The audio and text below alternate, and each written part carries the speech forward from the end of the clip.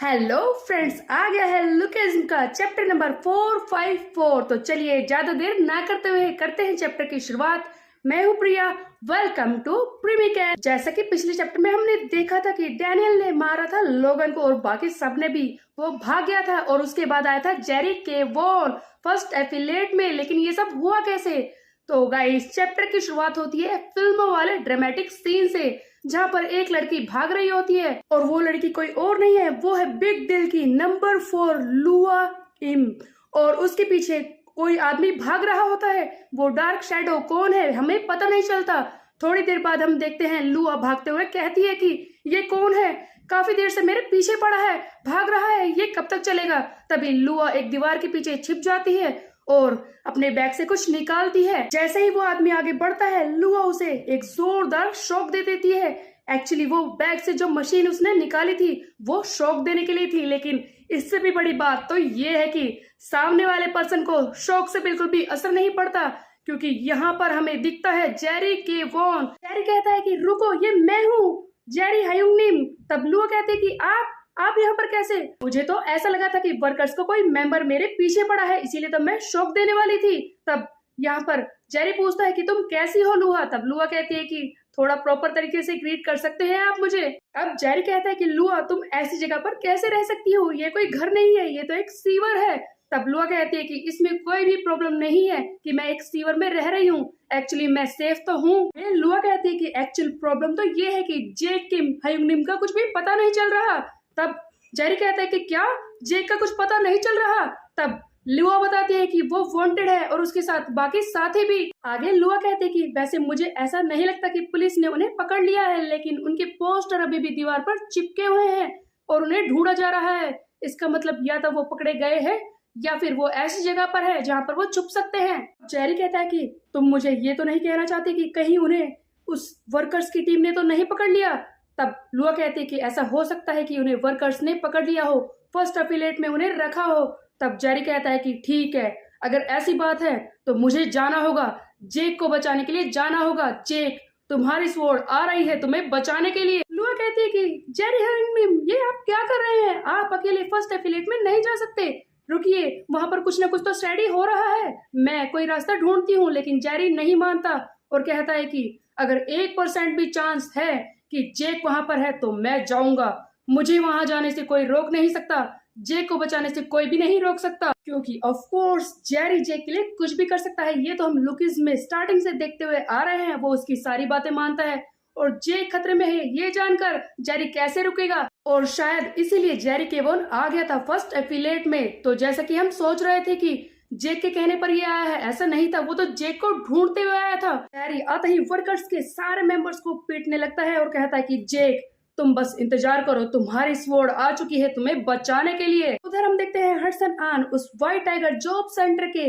Member बियोलगू ली से लड़ने के लिए तैयार खड़ा था और कह रहा था कि मेरी फीस्ट फिर से आ रही है, तैयार रहना। तभी हम देखते हैं बियोलगू ली आगे बढ़ता है और इस हडसन आन को झुकाने की कोशिश करता है, अपनी बातों में फंसाने की कोशिश करता है। बियोलगू ली आगे बढ़ता है और हडसन से कहता है कि जैसा कि मैंने तुम्हारे बारे में सुना था, तुम तो बिल्कुल वैसे ही हो बच्चे, क्या तुम उस ताएसोमा के ही स्टूडेंट हो? हाँ, यही सुना है वैसे मैंने। तब हडसन कहता है कि क्या आप उन्हें जानते हैं? तब बियोलगू ली कहता है कि ऑफ कोर्स मैं उसे जानता हूँ, क्योंकि एक बार वो मुझसे हार चुका है अपने इस फीस्ट की वजह से ही। बच्चे, ये तो इतिहास है जिसके बारे में सब जानते हैं कि वो आदमी अपनी फीस्ट के सहारे ही लड़ता है, लेकिन तुम ही बताओ कि मुझ जैसे स्ट्रॉन्ग आदमी के सामने वो एक फीस्ट के सहारे कैसे टिका रहता और मुझसे हार भी गया। उससे भी बड़ी बात तो ये है कि उसके बाद मैंने न्यूज सुनी कि मुझसे हारने के बाद वो डाइगो कैंग से भी हार गया। यहाँ पर ये बात कर रहा था जेम्स ली की। बियोलगू ली आगे कहता है कि वैसे मैं ये सब बकवास नहीं करना चाहता, मेरी बात को ध्यान से सुनना, अगर तुम सचमुच ताएसोमा के ही स्टूडेंट हो तो इस रास्ते को छोड़ दो, इस रास्ते पर तुम्हें हार ही मिलेगी और कुछ भी नहीं, जैसा कि उसे मिली थी हमेशा। ताएसोमा हमेशा एक फीस्ट के सहारे ही लड़ता आया है और इसी की वजह से वो हारता रहा है, इसी की वजह से तो उसने अपनी एक आंख भी खो दी और तुम भी बिल्कुल उसके जैसे ही हो, तुम्हारा भी नसीब उसी के जैसा होगा, तुम भी हारते ही रहोगे। हम देखते हैं बियोलगू ली बातों में फंसाकर हडसन आन को मारना शुरू कर देता है और कहता है कि अपने इस रास्ते को छोड़ दो वरना तुम हारोगे, वैसे भी तुम उसी के जैसे बनोगे, वो भी लूजर है और तुम भी वही बन जाओगे। तब हर्षनान चिल्लाता है कि मेरे टीचर के बारे में ऐसे बोलने की तुम्हारी हिम्मत कैसे हुई। कुछ पल के लिए हर्षनान ब्योलगु ली की बातों में आने लगता है और सोचने लगता है कि वो वक्त जब इसकी आंखों के सामने ही ताइसोमा हार गया था जेम्स ली से, वो फाइट जो हमने देखी थी पहले जब ये गैंग बक में गए थे सारे, और वहां पर तो हार गया था ना ताइसोमा। तो हर्षनान भी थोड़ा सा हिल जाता है कि क्या सचमुच ये सही कह रहा है, एक फीस्ट के सहारे मैं अपना रिवेंज नहीं ले पाऊंगा। तब ब्योलगु ली कहता है कि बच्चे मैं तो बस अपना पास्ट याद कर रहा था, काफी अच्छा था। टू दिस सीन हम देखते हैं टॉम ली को जो किसी से कह रहा है कि तुमने 3 आदमी भेज दिए व्हाइट टाइगर जॉब सेंटर के, और उसमें क्वैंग यो को भी भेज दिया। ये शिन सीरा से बात कर रहा था। तब शिन सीरा कहती है अच्छा ही था, वैसे भी हमारी रेपुटेशन पिछले दिनों काफी कम हुई है। तब टॉम ली कहता है कि अगर तुमने उन तीनों को भेज ही दिया था तो उसे भी भेज देना चाहिए था। आगे टॉम ली ही सजेस्ट करता है कि वो मेडिसिन सेल्समैन ब्योलगु ली, उसके बारे में तुम्हारा क्या ख्याल है। तब शिन सीरा कहती है कि ओ ब्योल, वो तो उन बच्चों के साथ खेलेगा, वैसे भी वो अपनी बातों में किसी को भी फंसा सकता है।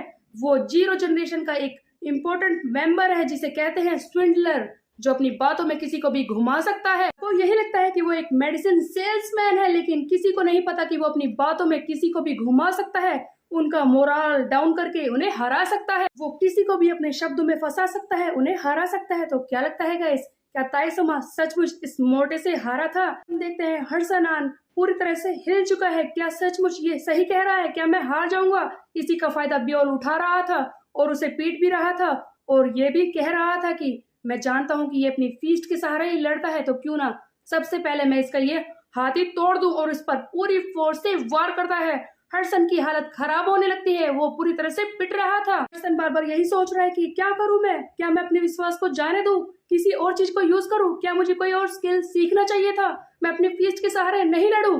नहीं, मुझे ऐसा नहीं लगता।